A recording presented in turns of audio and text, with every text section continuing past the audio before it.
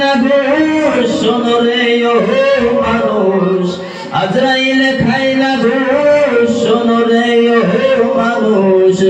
আইসো একা যাইবা একা আইসো একা যাইবা একা তিন টুকরা কাপড় লইয়ে বলেন তো আপনারা কথা ঠিক কিনা কয় টুকরা কাপড় নিয়ে যাবো মাত্র 3 টুকরা কাপড় নিয়ে যাবো আর আপনাকে কোনো কিছুই দিবে না আপনার ব্যাংক ব্যালেন্স আপনার অট্টালিকা আপনার কত কিছু আপনি কত বস্তুর রাজত্ব করেছেন আপনার জন্য আল্লাহ পাক রব্বুল আলামিন কোনো কিছুই আপনার সাথে দিয়ে দিবেন না দিয়ে দিবেন শুধুমাত্র পুরুষ হয়ে থাকলে 3 টুকরা আর যদি মহিলা হয়ে থাকে 1 টুকরা আর আল্লাহর যদি বদনসিব হয় যদি আল্লাহর তৌফিকও যদি না মেলে তিনাকে কি জানি একটাও মিলতে পারে আছে তো এরকম নাকি কোন যে 1 টুকরা কাপড় দিয়ে কাফন দিয়ে তিনাকে দাফন করা হয়েছে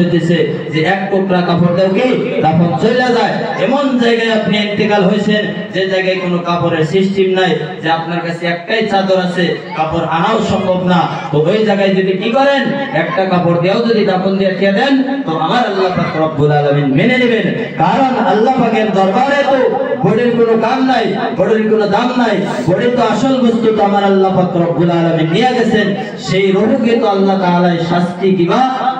নাজাতের ব্যবস্থা করবেন সেই রূহকে এই বডি তো কি হয়ে যাবেন একদিন গলে পচে শেষ হয়ে যাবেন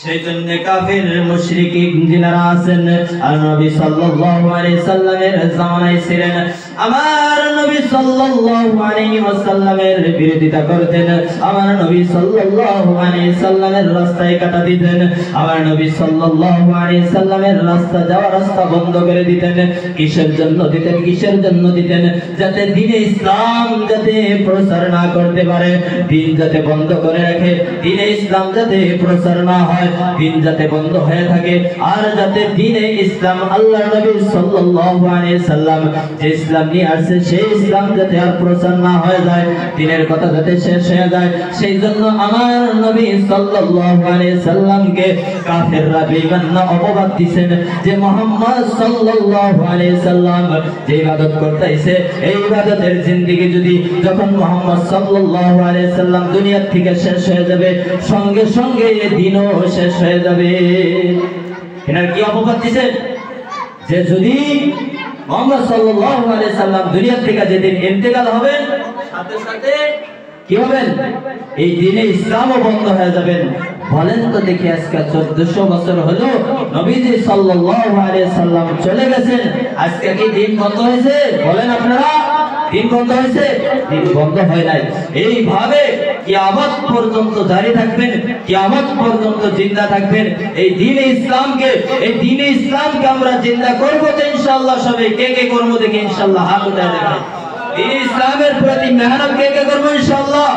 আমরা করব ইনশাআল্লাহ তো ইনশাআল্লাহ হাত নামান আল্লাহ তাআলা আমাদের সবাইকে কোয়া তো সব সময় শুনতে থাকি কি বয়ান আর কি কথা সব সময় তো শুনে আসি তো ইনশাআল্লাহ আমাদের হুজুর এসে পড়ছে আমাদের হুজুর কোরআন ও হাদিস থেকে মূল্যবান কথা বলবেন তো ইনশাআল্লাহ আমরা সেই কথাগুলো শুনে লাস্ট পর্যন্ত থেকে যাতে দ্বীন নিয়ে এখান থেকে কিছু নিয়ে যাতে বাড়ি পর্যন্ত পৌঁছাতে পারি তো তার জন্য ইনশাআল্লাহ আমরা দিল দিয়ে প্রাণ দিয়ে এই জায়গায় থাকার জন্য আমরা চেষ্টা করব আর ইনশাআল্লাহ আমি যা কিছু বলছি যদি কোনো ভুল হয়ে থাকে আপনার সন্তান হিসাবে যুবক ভাই হিসাবে সাথী ভাই হিসাবে maaf করে দিবেন বলে আশা রাখলাম আমার আল্লাহ পাক রব্বুল আলামিন যাতে আমাকে maaf করে দেয় ওয়া আখির দাওয়ানা আনিল হামদুলিল্লাহি রাব্বিল আলামিন